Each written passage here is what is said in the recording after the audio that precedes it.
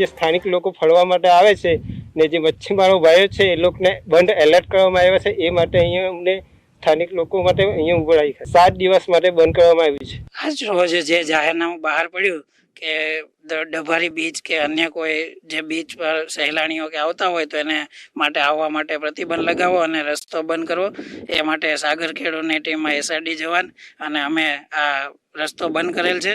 છતાં સવારમાં જાહેરનામું બહાર પડ્યા પહેલાં જે લોકો હતા એમને દૂર દરિયા કિનારેથી કરવા માટેની પ્રોસેસ કરેલી છે ને અત્યારે એમને સંપૂર્ણપણે ત્યાંથી બહાર નીકળવા માટેની પ્રક્રિયા કરેલી.